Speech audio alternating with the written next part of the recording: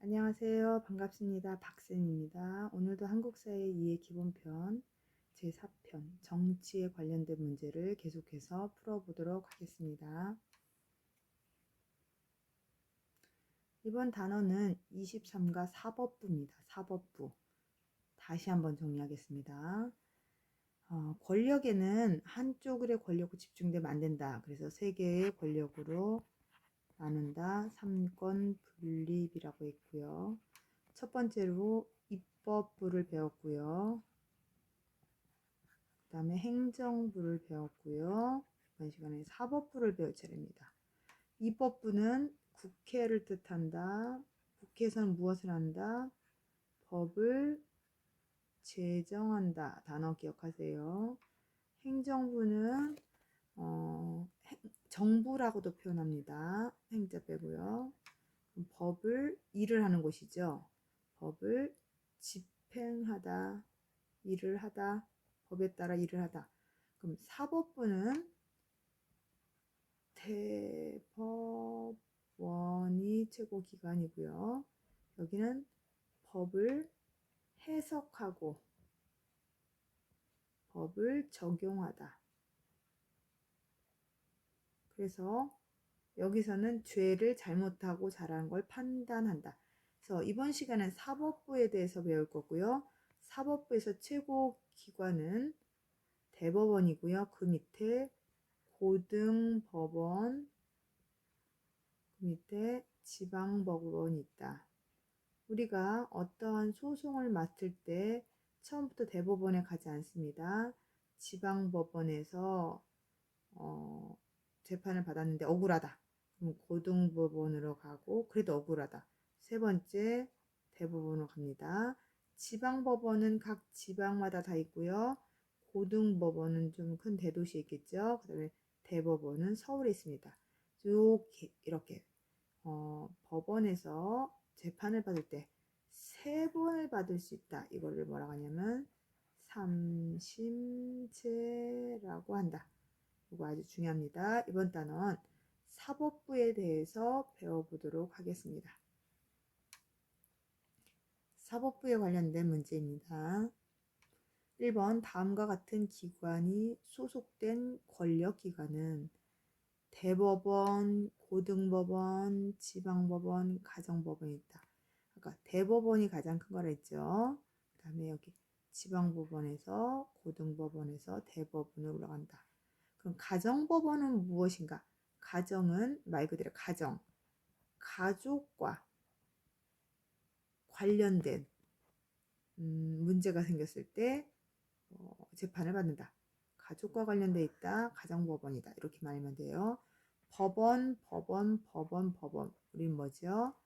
사법부를 뜻한다. 정답은 3번입니다. 다음 2번. 사법부에 대한 설명으로 옳은 것은 맞는 것 찾는 거네요. 대법원은 사법부에서 가장 높은 기관이다. 아까 얘기했죠. 계속 여러 번 얘기했죠. 네, 맞습니다. 국회는 사법부 역할을 담당한다. 사법이 아니라 입법부, 법을 만든다.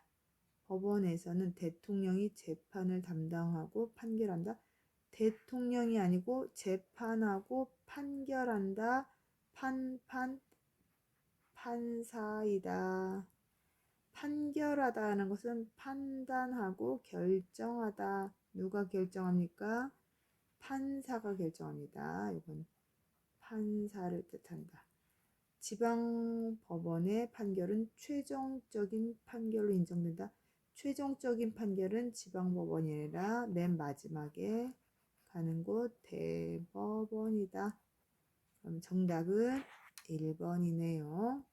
다음 3번 보도록 하겠습니다.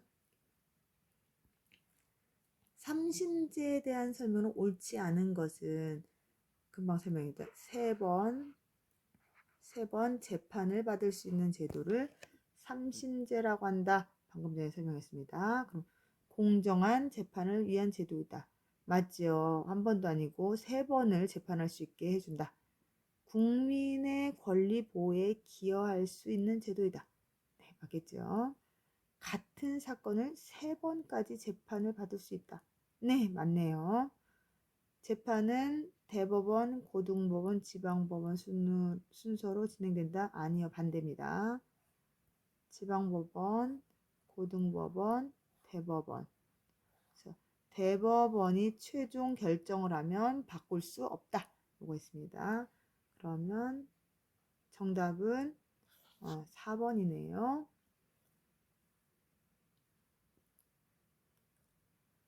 다음, 공정한 재판을 위한 노력에 해당하지 않은 것은 틀린 거네요. 아까 판사나지 판사가 판결에는 누구도 간섭하지 않는다. 사법의 독립성을 강조하고 있다. 맞아요. 헌법에서 사법부 독립을 규정하고 있다. 예, 맞네요. 특별한 경우를 제하고 재판 과정을 공개한다. 네, 공개합니다. 재판을 한 번만 실시하는 게 아니라 몇 번이죠? 3번을 실시하여 논란이 발생하지 않도록 한다. 그래서 이걸 말하면 삼심제라고 한다. 배웠습니다. 정답은 4번입니다. 다음 5번.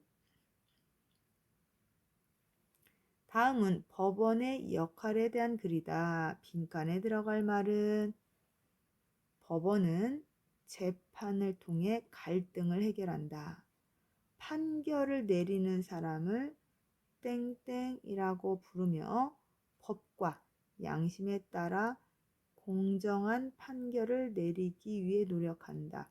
계속 얘기했죠. 판결을 내리는 사람을 뭐라고 한다? 재판을 하고요. 판결을 내리는 사람은 판사라고 한다. 판결 뭐라 그랬죠? 판단하여 결정한다. 그래서 결정 내린다. 정답은 판사고요. 그럼 검사. 그러면 지금 재판을 할 때 잠깐 보겠습니다. 판사는 판결하는 사람. 그러면 검사가 있고요. 변호사가 있겠죠. 그러면 검사는 보통 뭐 피의자라고 하죠. 죄를 짓는 피의자가 죄가 많은 걸 안아서 벌을 줘야 된다. 검사는 벌을 줘야 된다라고 생각을 하고 형을 높이려고 하고요. 형벌을 주려고 하고 변호사는 이 피해자를 도와요. 그럴 수밖에 없었으니까 죄를 조금 내려달라라고 변호한다. 대신 말해준다. 변호사. 검사는 죄를 밝히는 사람. 변호사는 피해자를 변호해주는 사람. 판사는 판결을 내리는 사람. 요거 다 알아두시면 좋을 것 같습니다. 네. 다음 6번 결혼, 이혼, 재산 상속, 자녀 양육 등에 관한 분쟁을 해결하기 위한 재판이 있는데요. 결혼, 이혼, 재산 상속, 자녀 양육 다 가족과 관련된 거죠. 그럼 가족과 관련된다. 아까 어디죠? 가정법원에 가서 하는 재판이 뭘까? 민사재판은 개인과 개인의 재판이다 라고 얘기했죠. 그래서 두 사람의 관계로 뭐 위층 아래층 층간소음이랄까 이런 거 그럼 합의하에 할 수 있도록 하고요. 형사재판은 개인이 아니라요. 죄를 지었어서 형벌을 내리는 재판을 뜻한다.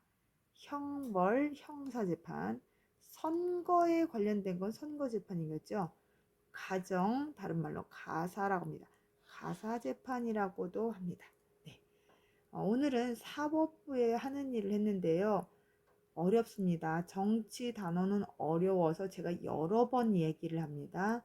한국은 민주 정치를 채택하고 있다. 그래서 권력을 하나에 집중하지 않고 세수로 나눴다. 삼권 분립이라고 한다. 첫 번째는 입법부, 국회고요. 행정부, 정부고요. 세 번째 사법부, 대법원이다. 라고 이야기했습니다. 선생님이 자주 말했다는 것은 그만큼 중요하다, 꼭 외워야 된다라는 거 기억하시고요. 오늘 여기까지 하겠습니다. 수고하셨습니다.